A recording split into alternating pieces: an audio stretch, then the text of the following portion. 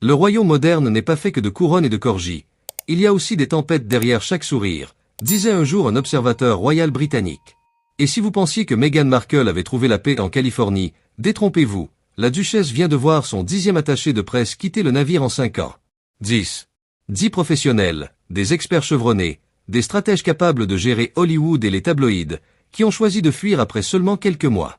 La dernière en date, Emily Robinson, recrutée de Netflix pour stabiliser le chaos, a jeté l'éponge après 3 mois. 3 mois.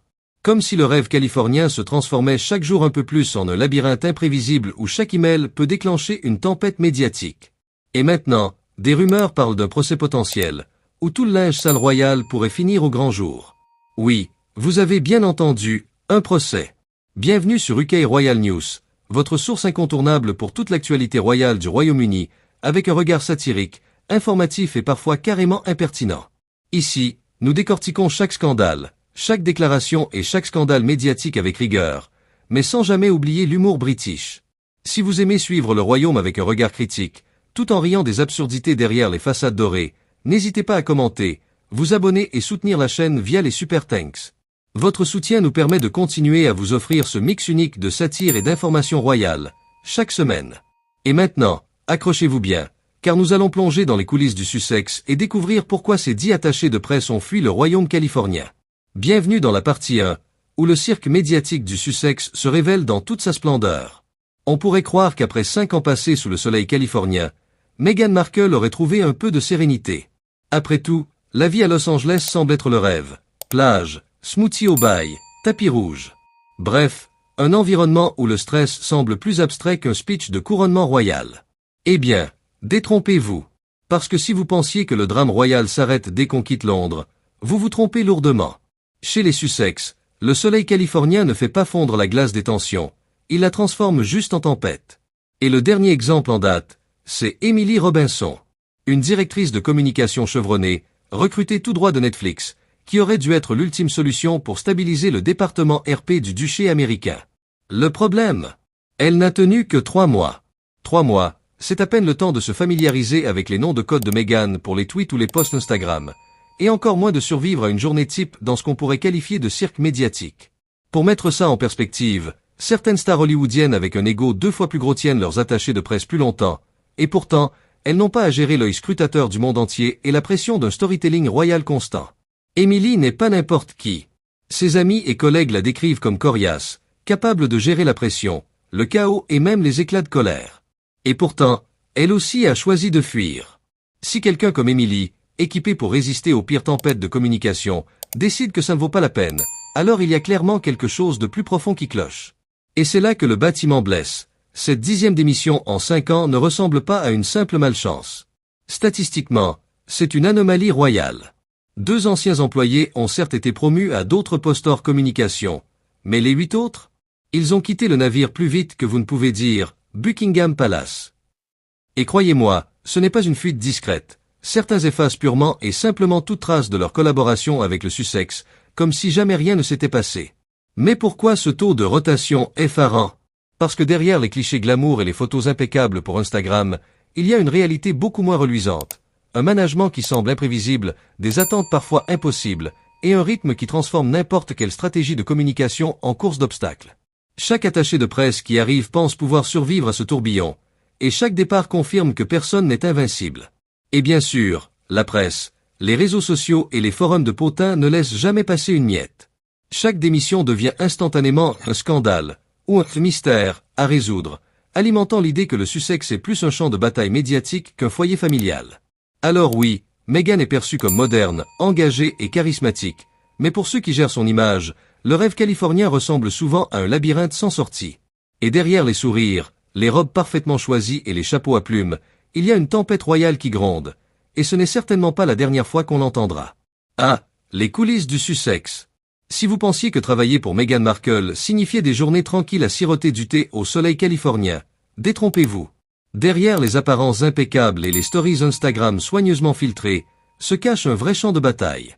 Et par champ de bataille, je ne parle pas seulement de crise médiatique ou de critiques sur les réseaux sociaux, mais bien de ce qui se passe à l'intérieur, dans les bureaux où vos attachés de presse deviennent vos témoins silencieux, ou vos fugitifs. Prenez Emily Robinson, par exemple.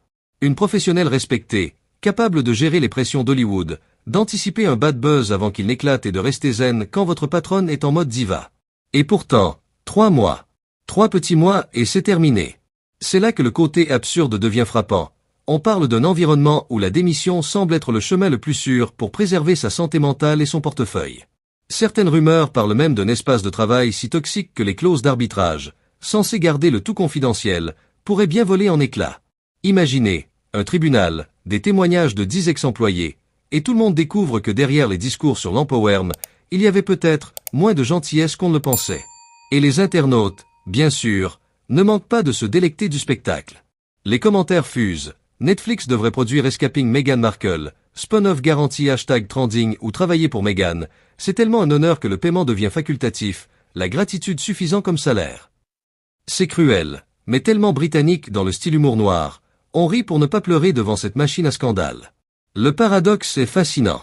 D'un côté, Meghan est la championne de l'empowerment féminin, la voix de la gentillesse et de la modernité. De l'autre, ces attachés de presse semblent parfois avoir besoin de ces mêmes leçons d'empathie pour survivre à leur quotidien professionnel. Il y a quelque chose de presque shakespearien dans ce mélange de glamour et de chaos. Le royaume moderne, version californienne, est à la fois séduisant et impitoyable. Et puis, il y a les métaphores culturelles qui s'imposent. Si The Crown a popularisé l'image d'une monarchie majestueuse mais souvent rigide, le Sussex version Californie, c'est plutôt un Downton Abbey où les domestiques prennent la fuite par la fenêtre à chaque coup de gueule de Lady Mary. Sauf que Lady Mary ici, c'est Meghan. Les équipes PR deviennent des figurants dans un soap opéra où chaque email manqué, chaque tweet mal formulé, devient un acte héroïque de survie. Alors oui, on rit, on commente, on partage les blind items sur Twitter et Instagram. Mais derrière l'humour, le message est clair. Si vous pensiez que la communication du Sussex était un modèle, la réalité ressemble plus à une course d'obstacles en terrain miné. Et si Emily Robinson ou d'autres ex-employés décident de porter cette histoire devant un tribunal, alors le monde entier verra enfin ce qui se passe derrière les façades impeccables et les discours soigneusement préparés. Et maintenant, si vous voulez continuer à suivre cette saga royale pleine de rebondissements, de crises et de coups de théâtre, n'oubliez pas de liker et de vous abonner. Parce qu'ici, nous ne faisons pas que raconter l'actualité de la famille royale. Nous la décortiquons, la commentons, et parfois, nous vous la faisons vivre comme si vous étiez à la table du Tea Time, mais avec un verre de champagne et un soupçon de chaos. Mais ne partez pas encore, car si la partie 2 montre les coulisses, la partie 3 va pousser le paradoxe et l'ironie encore plus loin. Préparez-vous à découvrir l'effet miroir du royaume moderne et la satire ultime de ce cirque médiatique. Sous la loupe, tout devient ironique. Meghan veut être le modèle moderne de la royauté, une championne de l'égalité et de l'empathie. Mais derrière la communication lisse, les privilèges brillent plus que la vérité. Le paradoxe est clair. Une duchesse qui enseigne l'empowerment mais dont les employés quittent le navire plus vite qu'on ne prononce fish et chips. Entre le cirque médiatique et les accusations de harcèlement, la maison Sussex pourrait bientôt ressembler moins à un palais et plus à un plateau de Peaky Blindés où la seule loi est celle du chaos. Punchline visuelle. Sous la couronne, il y a surtout une facture médiatique en or massif. Cette histoire n'est pas juste une anecdote sur des démissions. Elle révèle le vrai message du palais moderne. Le pouvoir symbolique est fragile, l'image publique est un château de cartes, et la perception peut s'effondrer à tout moment. Si un procès se concrétise, Meghan Markle pourrait enfin faire face à son public le plus impitoyable, un juge. Et soudain, tout le storytelling sur l'empathie et la justice sociale se retrouve sous le microscope. La machine à propagande du Sussex doit agir vite, car lorsqu'un attaché de presse traite votre job comme une prise d'otage, ce n'est pas une crise de communication, c'est une crise de crédibilité. Alors, entre empowerment et tribunaux, entre spin-off Netflix et spin-off judiciaire, que nous apprend vraiment ce feuilleton? Que le royaume moderne est à la fois glamour et brutal, et que derrière chaque selfie royal, il y a un drame digne d'un soap opéra. Et pendant qu'ils sirotent leur thé à Buckingham ou à Montecito, qui tient vraiment les rênes du royaume? La couronne, ou le chaos de ses attachés de presse? Si vous avez survécu à cette histoire royale sans perdre votre sens de l'humour, partagez cette vidéo avant que votre propre chat ne décide de devenir duchesse.